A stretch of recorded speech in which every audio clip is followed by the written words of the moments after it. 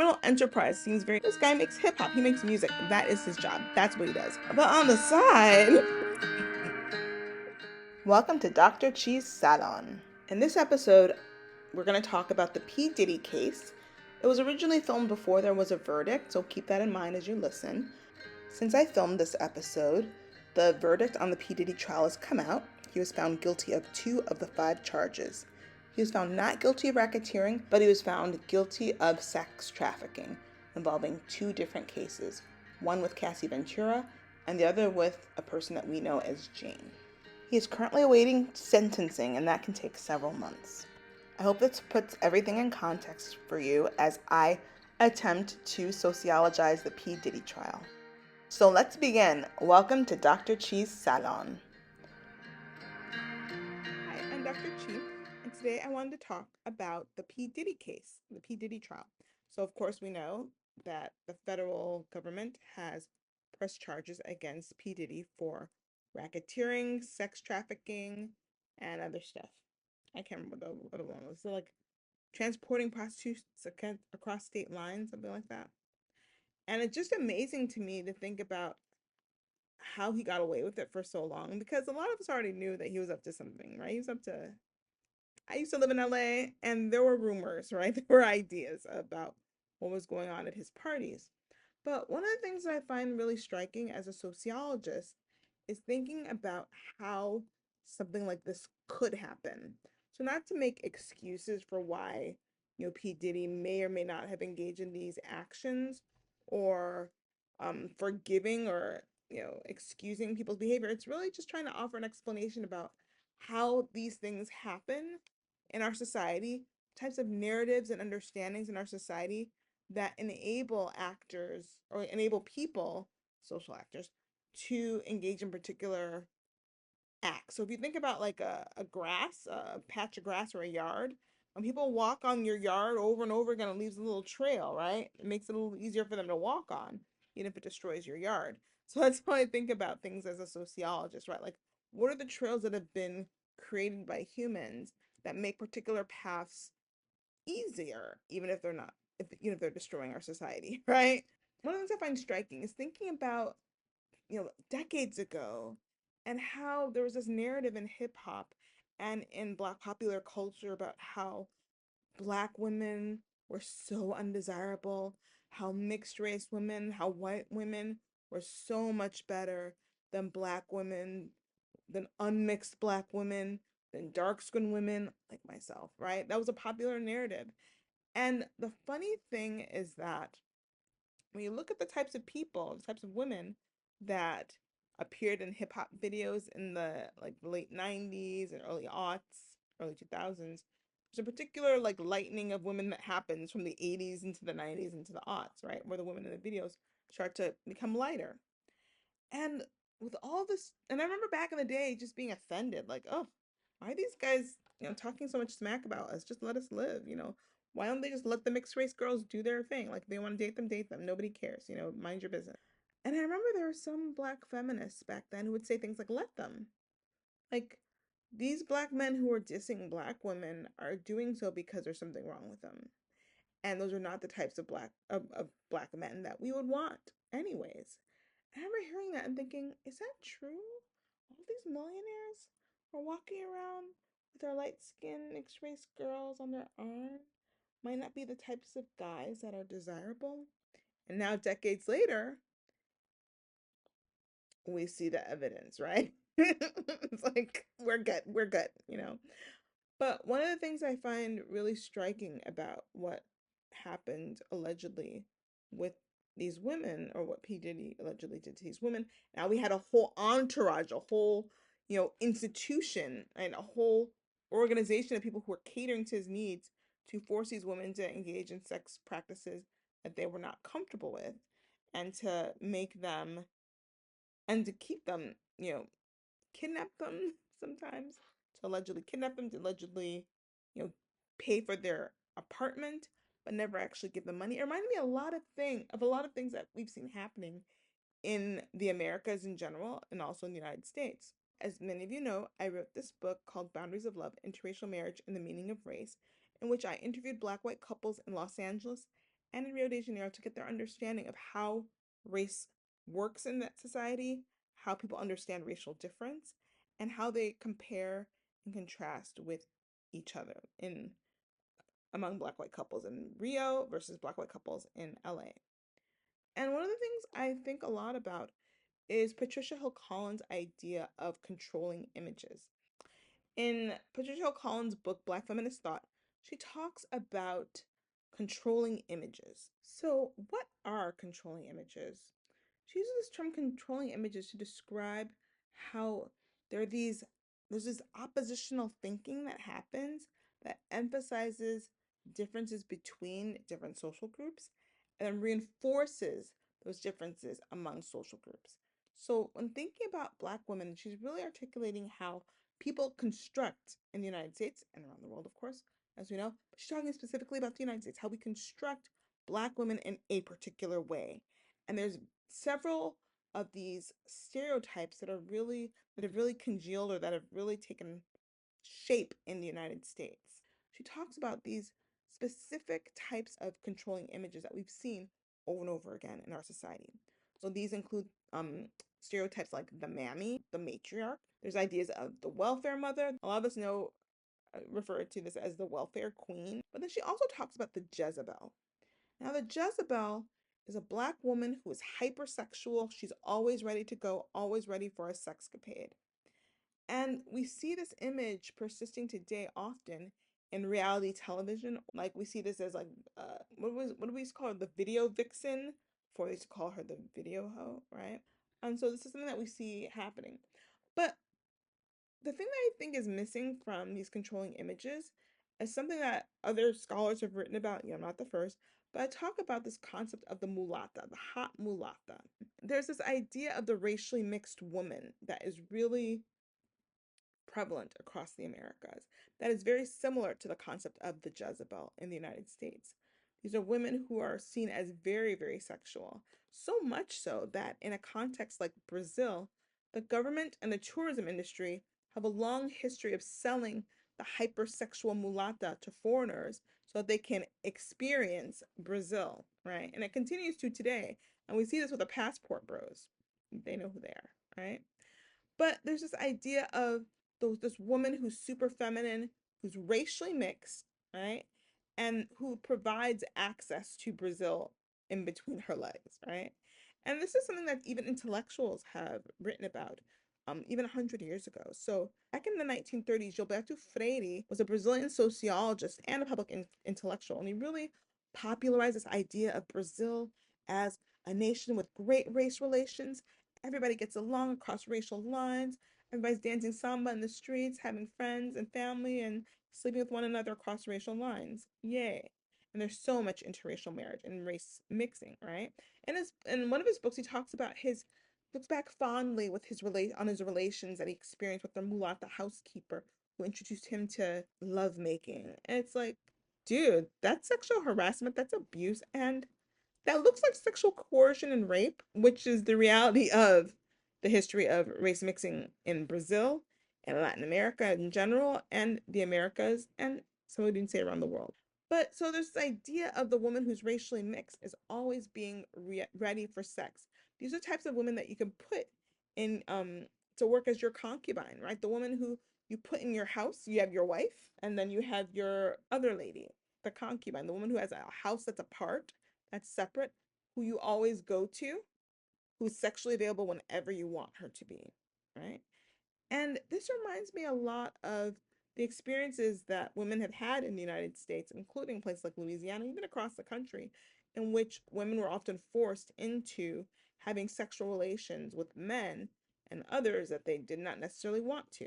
And so thinking of this P. Diddy case, start to see how it would be possible for people to talk about the beauty and the sensuality of these racially mixed women in hip hop, especially, but not exclusively, right? These how these women are always ready to go. They're so much more beautiful, and how they're so pliable, and how you can do what you want with them. And that seems to be like an underlying narrative that's happening that I have not seen people really discuss. And we see that women like Cassie Ventura and other women that have been in Diddy circles have largely been women who are black, but mixed black with something else, or racially mixed in some capacity, or of a whole other race, right? So I really see this idea of the controlling image, this Jezebel type woman, this hot mulatta being a part of this understanding, this underlying narrative that's happening in the P. Diddy case that I haven't really seen people discuss. So I thought I would put that out there. What do you think? It almost seems as though somebody was trying to play slave master, right? Like P. Diddy, if all these things are true, I don't know, we'll see what the judges decide, what the jury decides. If all these things are true, it's like, oh, are you trying to be the master? And all these women are your enslaved people who are sexually available all the time. Anyway, let me know what you think. So there's another element that comes to mind when I think about the P. Diddy trial. And it's that here we have this really dark-skinned man who is engaging in relations with women who are much lighter than him and forcing them to engage in all sorts of practices that they do not want to participate in, right? They're like, I don't want to do this. Like, they're going to do it. Allegedly, based on what we're seeing, right, in the court. It makes you wonder. I wonder how much of this might be self-hate, in which there's this idea that he doesn't like dark-skinned women. He doesn't like women who look like himself. Why wouldn't you like people who look like you? Is it because you don't think that you're worthy, that you don't think that you're beautiful? Is it that you're subscribing to these notions that the lighter you are, particularly even within the Black community, the better you are, and that that gives you more status as a woman or as a person? I also think about this discussion around him having other men present for the ladies to have sex with, not just Cassie, not just Jane, not just me. Like, there's strings of ladies. Those are just the ladies that have been brought to court, right? There might be many other women who participated in these freak offs, etc., etc. But there seems like there's this element in which there's all these men that he's bringing into the hotel to have sex with the woman, and it makes you wonder, is it because he wants to be the woman, but his homophobia doesn't allow him to? Or maybe something else, maybe his religious convictions, maybe something else means that he's not comfortable engaging in these practices, but is living through these much lighter skinned women. There's something psychological about that happening, but I'm not a psychologist, so I can't even tell you. But what I will say as a sociologist is that I think it's really fascinating, this idea of racketeering, because it's not like there's just one guy who is, telling this girl, like, hey, I'll be your boyfriend. Yeah, and then forces her to have sex with him, whether or not she wants to. Oh, that would be grape. I think that's what the social media influencers are doing these days. You have to say grape instead of the R word, but whatever. Okay.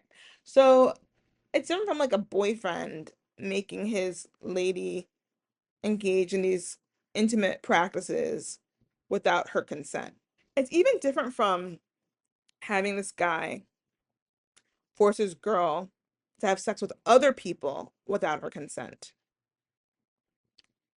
It's that he had people on his cell phone that he could call or ring, ring, ring, ring. Hey, I need more baby oil. Everybody's talking about the baby oil. That's the least important thing about this whole thing, right? But like, ring, ring, ring, ring. I need you to go get some candles. Oh, I need you to get this drug. I need you to get that drug. Okay, this girl, you're gonna keep her in this room for 5 days, and you're gonna give her lie detector tests repeatedly for the next 5 days. Like, who are these people? Where is these people? Did they fill out W-2 forms? Does he have their social security numbers? Thinking about racketeering, it seems like that sounds like organizational stuff. It's not just like one dude doing stuff. It's like hiring people to carry out the violation, to carry out the forced drug use, to call the hotels. God, we got to take this candle wax off of this. We got to wipe this up. We got to scrub on this thing because there's just too many fluids here. This isn't just like one dude doing bad things. It's like, oh, he had a whole company. He had people on his payroll who are helping him engage in these practices. And I'm like, is that the racketeering thing? Is that racketeering? Sounds to me like racketeering. What do you think? Just my lawyer friends. I'm like, where are the lawyers at? Criminal enterprise seems very. This guy makes hip hop. He makes music. That is his job. That's what he does. But on the side, he's paying a lot of people to do a lot of things that don't sound very above the board. So of course, all of this is allegedly. Allegedly, this is happening, right? Like, I wasn't there. I'm not God. Can I call God? Jesus? Tell me what was going on. Oh, you don't say it. Oh, he did that. Oh, you were there. Yeah. So if you're omnipresent and you're omnipotent, why don't you stop? Oh, that's a whole study for another day. Okay, sorry. Okay, bye. The other thing that I find really striking about this court case is it sounds as though P. Diddy had a lot of mental health issues. Like all these things that he did, they're all allegations, right? I wasn't there. I don't know. I am not God. Only God knows what happened. And all the people who watch the video recordings, they know what happened, right? So I really hope that if that is the case, that P. Diddy's gotten the help that he needs. He's gotten the right meds, the right dosage. Because even with you got mental health issues, like the dose might be off and it won't work right, or you're taking other, medications or drugs and the things that are supposed to work well don't work as well as they could, right? So sometimes things like about his eyes going black and all of a sudden and changing, it's like, is that drugs? Is that mental health? Is it schizophrenia? Is it depression? Is it anxiety? I don't know. All I know is like that doesn't sound normal. I really hope that the mental health issues that were tied to this case really get resolved because having mental health issues is not easy for anybody. And of course, I'm not excusing any of his behavior. Like, all these things because he's depressed, because he's anxiety, he had anxiety because that's not my job. I'm just like, we really need to pray for that man. Like, honestly, I'm not even joking. I'm dead serious because he's going through a lot and he's been through a lot. And do I think he should be back in society if he actually engaged in those practices? No. Keep him far away from people. Keep him far away from all the people.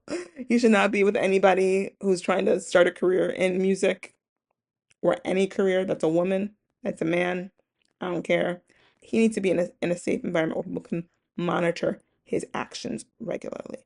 Because there's just too many people saying negative things for it to not be uncomfortable for people in society like ourselves. Add him to my prayer list.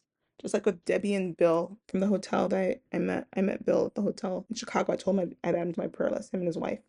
I'm also adding P. Diddy because he needs prayers too. Everybody needs Jesus. Yet another thing I find really striking about this case is how isolated these women seem.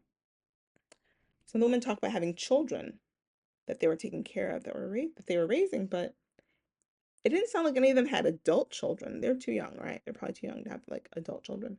But it didn't seem as though these were women that were a part of the same communities that of his origins, right? It didn't sound like these are women who were like from his neighborhood growing up, or like these are women who knew his mom and like decided they wanted to pursue a music career. It seemed largely like these were women who were outside of his not his social circles, because clearly in hip hop in that industry there's all sorts of people mingling in those circles. But it seems as though these were not women who were from his community of origin.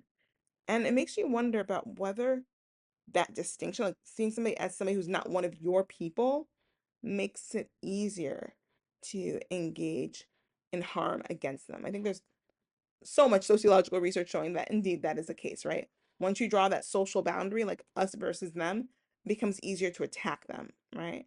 And to treat them poorly and to put them in a hierarchy in which you are better and they are worse. Lots of scholars have written about social boundaries, including myself in the book, Boundaries of Love, Interracial Marriage, and the Meaning of Race. I find it really striking because I wonder, like, if these women were from his neighborhood, had known him growing up, I don't think he would have engaged. I don't think they would be part of the story. People who would hold him and her responsible for what was happening were not going to be people from his social circles. Because we're not going to be fellow New Yorkers. Cassie's from Connecticut. There's so much literature on this. What am I doing? I'm not a good sociologist. I'm so sorry, social boundaries scholars like Bloomer. I'm so sorry. I forgot your name. I had a brain fart. I'm so sorry, Michelle Lamont. I'm so sorry, sociologists. At the end of the day, I can't remember your names. But anywho, yeah. But these women largely sound like people aren't gonna call them every day to make sure that they're okay. Like, did they have dads? Like when they were giving their testimony, I often wondered where are their fathers? Was if any of this is true, right? Who knows? I don't know. A lot of it sounds like it's probably true, right? If any of these allegations are true, Is P. Diddy like vetting people? Because it almost sounds like in the narratives that these women are discussing, like he's vetting them to see what he can get away with. I think about how it sounds like he's checking these women, testing them out to see, hey, how much is she gonna let me get away with? If I, love bomb her at the beginning for 2 days, will she then be mine forever? Because there's an element almost of like a total institution. So a total institution is some sort of an organization or setting in which people don't lose complete control of their behavior. And it's a way of socializing them into this new organization or social setting. So we can think about places like the military, right? How people come in and their individuality is taken away. You're forced to wear uniforms so that everybody looks the same. You're forced to eat at a certain time, wake up at a certain time. You're forced to do things and be under the command of other people. So that by the end of the process, you are a member of the military. It's a process, right? And so the military is a total institution. We can also think of things like monasteries, right? Where people, and regular everyday schmoes, like, I'm going to join a monastery in Tibet or whatever, or a nunnery, right? Get thee to a nunnery. You go there, you show up, and what do? They give you a uniform. They shave your head. They make you just like everybody else, right? So they take away your individuality. So they construct you into a new being, a member of this monastery, a monk, right? A member of this nunnery, a nun, right? A member of this prison, a prisoner, right? So we see this happening all the time in which people are socialized in particular specific ways and take away their individuality and make them conform so they'll fit into this new social setting or organization, right? And with the P. Diddy case, with all these women's narratives, you start to see a process, right? A process of like testing the waters to see, oh, is she gonna stick around if I like show up to the door in my boxers when she's here for a job interview? I wonder how many women showed up for that job interview when he did that and then walked away like, oh no, no, no, no. How many women did that? I hope there were many. I hope there was at least one. Because let me tell you, if you are here for a job interview and somebody shows up in their boxers and they're the interviewer, run, run, run. You don't want that job. But that's what happened, right? Like he takes this woman, he's like, okay, let me interview you in my boxers. Oh wait, let me go put on a robe. Run. But either way, that's like a little test. Like, oh, she's gonna let me do that. Huh. Because she didn't complain about that. Okay. Wait, what if I sweep her away for 5 days? Because this whole Turks and Caicos, I feel so bad for the people of Turks and Caicos.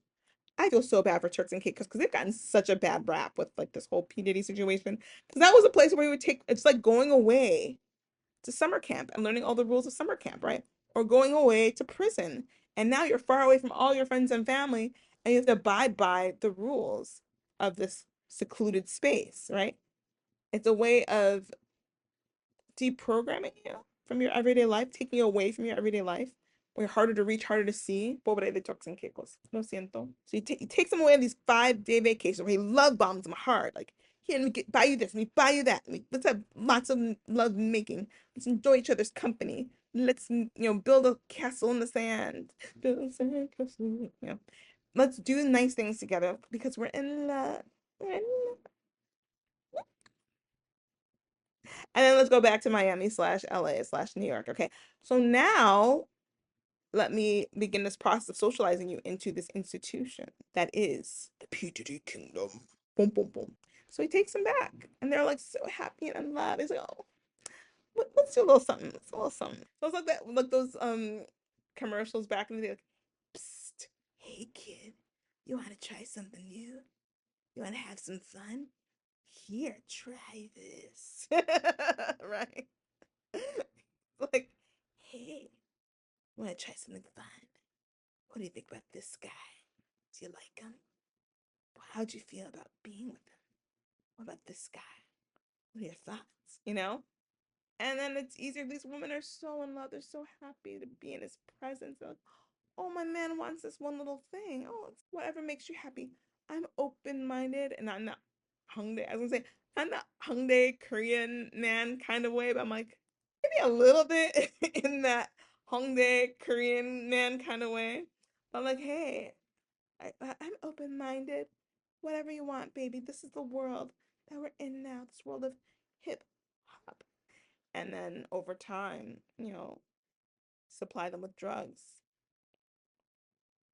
make sure they can't leave when they want to leave. To a lot of convincing, a lot of love bombing, and then you get them right where you want them, as was quoted, right? Especially when they're young. So before they even realize it, they wake up and they're like, "It's been 3 years, and now I'm not even a lot of love making with my man. I'm mostly having it with all these other people who I don't even like." It's like that's 3 years of your life gone. And think about the namoraderas. In Brazil, those were women who were enslaved who were waiting for their masters to come home. So that's what these women were. They were namoraderas. They're like, I'm here all day, and I know that you're out there living your best life, you know, gallivanting with these other women who, I don't even like, or who are much younger, or who you're taking the Turks and Caicos. Poor Turks and Caicos did not deserve it. There's a socialization process to make you become accustomed to bad treatment. And a lot of us would like to think that when we were in our 20s, we could never, I could never. No way. But for the right amount of money, I think a lot more people would fall prey to these types of actions. And so it makes me think, oh, he was preying on particular types of women. Women who he thought he could get away with this because there weren't strong men in his life in their lives that might beat him up if he tried something funny, right? Or who had enough money to be like, oh, let me whisk you away. It sounds like one of the worst situations in which a woman could fall into, in which years and years and years later you're like, oh, I was your sex slave. Oh, I wasted my youth on you. Oh, I don't have the career that I wanted, that I was prepping myself for all those years. I betrayed myself by believing you. I feel bad for those women. We have to pray for those women, okay? Praying people, pray for those women because they deserve it. They need it. God help them. Thank you for listening to this episode of Dr. Chi's Salon. Be sure to follow me and subscribe so that you can keep track of all the fun things that we're going to be doing in Dr. Chi's Salon. You can also find me on my new Substack where I talk about all things politics, society, and K-dramas.